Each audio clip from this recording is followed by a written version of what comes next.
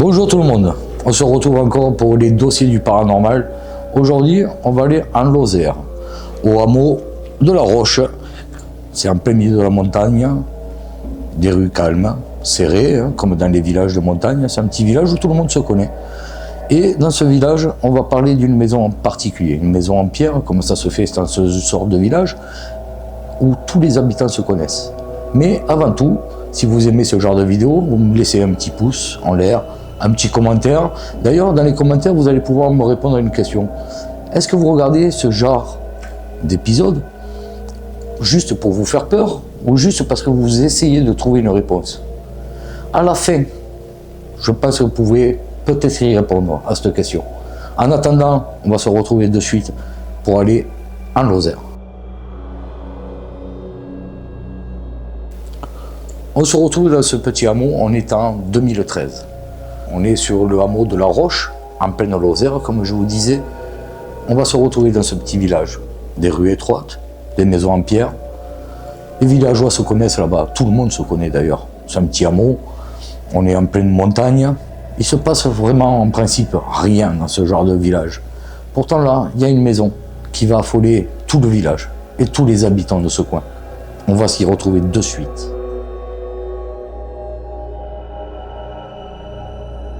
Tout commence par des petits incidents. Des choses un peu inexplicables certes, mais minimes. Des objets qui bougent, des chaises qui bougent. Des petites choses. Bouge pas de beaucoup, mais ça bouge. C'est assez effrayant, il faut l'avouer, mais rien de spectaculaire pour l'instant. Mais angoissant. Comme n'importe qui, sur la première idée, on se dit, mais j'ai rêvé. Ça n'a pas bougé. Mais si, ça bouge pourtant. Les incidents commencent à s'intensifier. Les ampoules éclatent. Puis, à place des chaises, c'est des meubles qui se déplacent en pleine nuit. Et vous savez qu'un meuble, quand ça se déplace sur une vieille maison, ça fait du bruit. Forcément, commence à s'affoler un petit peu dans le village. Mais ça s'intensifie de plus en plus. Et puis, il y a des animaux qui meurent dans cette maison. Des oiseaux, des chats. Là, par contre, le village commence à s'inquiéter. On commence à murmurer dans les rues, comme ça se fait dans tous les villages de France. On commence à se dire, cette maison, il y a quelque chose dans cette maison. Alors évidemment, on ne peut pas en rester là. Devant l'ampleur et la régularité des phénomènes qui se passent dans cette maison, la mairie décide d'appeler les gendarmes. Alors évidemment, les gendarmes, quand ils se déplacent, vous savez, comme je l'ai dit dans une précédente enquête, ils sont très rigoureux dans ce qu'ils font. L'enquête, évidemment, on va démarrer par regarder s'il y a eu une infraction dans la maison. Rien. Ils commencent à chercher un peu de partout, voir s'ils pouvaient avoir des choses un peu particulières. Rien de particulier. Et puis ils montent à l'étage de la maison. Et c'est au moment où ils sont dans l'étage qu'ils entendent un bruit. Un bruit qui fait froid dans le dos. Tout simplement des meubles qui se déplacent dans la maison. Ils sont là, les gendarmes, stupéfaits. Ils sont même effrayés, car on leur a pas appris à faire face à ce genre de choses. Ce sont des militaires, après tout, et on leur apprend beaucoup de choses, mais pas à faire face à ça. Comment réagir? Ils ne savent pas quoi faire, ils ne savent pas quoi dire. Donc, face à telle ignorance, et là, la mairie décide d'aller plus loin. Évidemment, en attendant que tout se fasse et que tout se mette en place, les murmures continuent. La maison devient de plus en plus dangereuse. Dangereuse au point où les habitants sur place décident de partir. Effrayés. Effrayés chaque jour de voir des meubles se déplacer, des bruits étranges. Comment c'est possible? Donc à partir de ce moment-là, ils prennent leurs valises et ils s'en vont. Ils s'en vont, sans rien. Sans rien. Ils laissent tout derrière eux. Évidemment, c'est un échec au niveau de la gendarmerie. L'enquête n'aboutit pas. Face à cette situation, le maire du village, connaissant un peu la famille, essaye de régler ça très vite.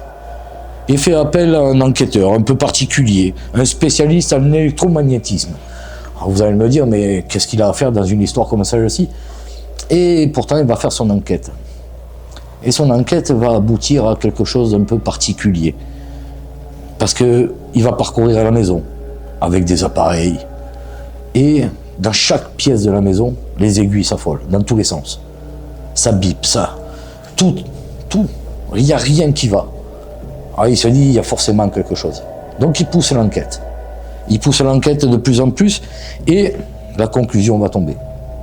On a affaire à une faille tellurique. Et pour ceux qui ne savent pas ce que c'est une faille tellurique, c'est tout simplement un courant d'eau qui passe sous la maison, comme une poche creusée par le courant des eaux qui traversent les failles au milieu de la terre. C'est aussi simple que ça. Mais paraît étrange quand même qu'on puisse parler de magnétisme quand on parle d'eau. Mais pourquoi pas? En tout cas, l'expert, c'est bien ce qu'il va dire sur son rapport. Évidemment, ce champ électrique, anormalement puissant d'ailleurs, hein, parce que c'est pas normal quand je vous dis que l'eau coule en principe, il y a un peu de magnétisme certes, c'est comme ça d'ailleurs que les sourciers arrivent à retrouver l'eau, mais aussi fort pour déplacer des meubles anciens, c'est pas des meubles qui sont légers, où il y a en plus des affaires à l'intérieur. Essayez de déplacer un meuble chez vous, quand il est plein, et vous allez voir la difficulté que c'est. Et là, juste un champ magnétique déplacerait des meubles comme celui-ci. Ça paraît étrange.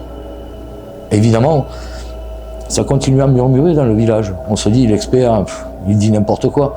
C'est pas possible. Alors évidemment, il y a des gens qui vont le croire, qui vont dire, l'expert a raison. Après tout, c'est un expert. Et puis d'autres qui vont dire, non, l'expert a tort. Je pense que c'est l'État qui essaie de, en quelque sorte, de tapisser tout ça, de faire taire cette histoire. On ne veut pas que ça prenne de l'ampleur.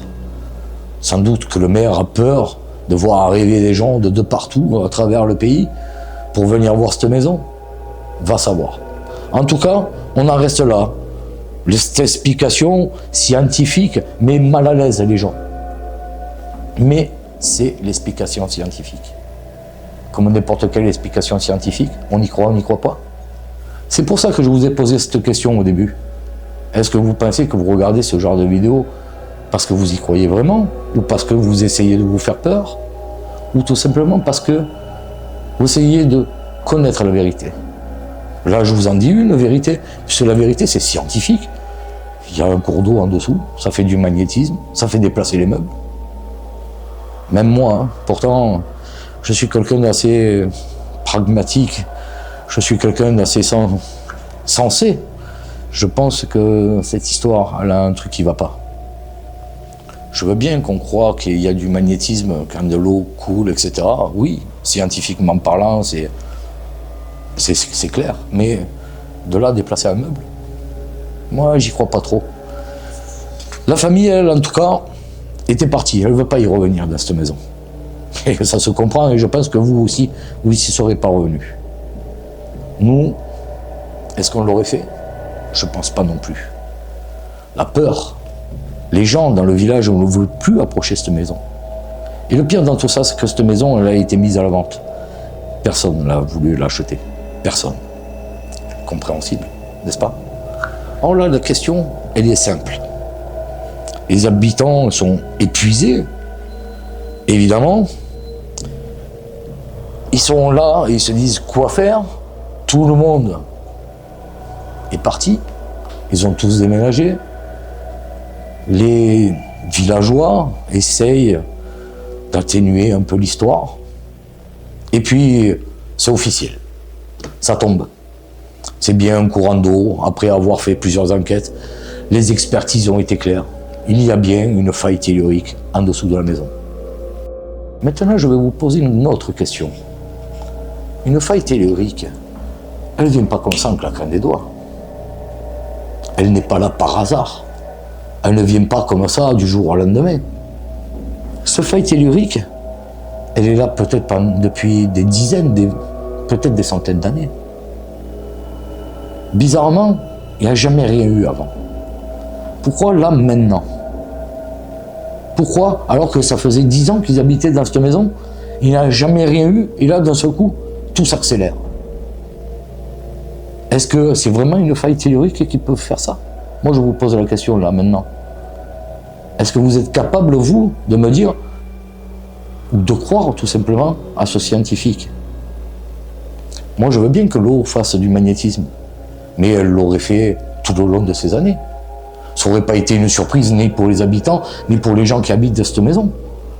Et là, pourtant, du jour au lendemain, une faille tellurique qui déplace des chaises, pourquoi pas? Qui déplace des assiettes, des petits objets, un meuble. Moi, j'y crois pas trop. À vous de me le dire dans les commentaires d'ailleurs, si vous y croyez vraiment à cette histoire de faille tellurique. Après, évidemment, l'expert dit que c'est ça et pas autre chose. L'affaire est classée, les journaux n'en parlent plus, évidemment. Après tout, pourquoi en parler? C'est qu'une histoire de flotte. Rien de vraiment intéressant pour des journalistes. La mairie est plutôt contente parce que ça évite, évidemment, de propager des histoires folles. Mais là, on se pose vraiment une question. Tous les villageois, d'ailleurs, se posent cette question. Pourquoi maintenant? Pourquoi ça a continué pendant quelque temps, alors que les gens n'y étaient plus à l'intérieur? Et puis, ça s'est arrêté. Comment c'est possible? S'il y a vraiment une faille tellurique en dessous, ça aurait dû continuer. Plus ou moins fort, certes, mais ça aurait dû continuer. Ça s'est arrêté. La maison, aujourd'hui, on ne sait pas ce qu'elle est devenue. Et est-ce qu'il y a des gens qui habitent dedans maintenant? Je ne pourrais pas vous le dire. Je n'ai pas fait cette enquête-là pour le savoir, mais en tout cas, cette histoire, elle a laissé des souvenirs un peu étranges dans la tête de tous les habitants de ce village. Je vous rappelle que dans un petit hameau comme celui-ci, une histoire comme celle-là, je vous garantis qu'on en parle encore. Forcément. Et puis c'était pas si vieux que ça, 2013. C'était il n'y a pas longtemps. Évidemment, les gens, petit à petit, ont affirmé que ces incidents étaient expliqués scientifiquement, que tout ça n'était évidemment que l'aboutissement de sans doute de travaux qui auraient pu avoir lieu, des inondations, des pluies, etc. Enfin, on peut dire tout ce qu'on veut. Mais il me semble que de ce genre de coin, surtout en Lozère, quand il pleut fort. Je pense qu'ils auraient eu ce genre de phénomène un peu avant. Cette faille aurait été remplie bien avant. En 10 ans qu'ils ont habité là-dedans, il ne s'est jamais rien passé. Donc, aujourd'hui, on reste dans cette idée, dans cette réponse scientifique. Voilà pourquoi la question est intéressante.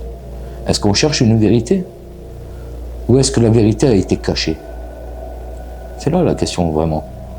Dans tout ce qu'on fait, comme dans les dossiers, ici qu'on partage avec vous, les dossiers du paranormal, souvent, on essaie d'y trouver une explication scientifique, morale.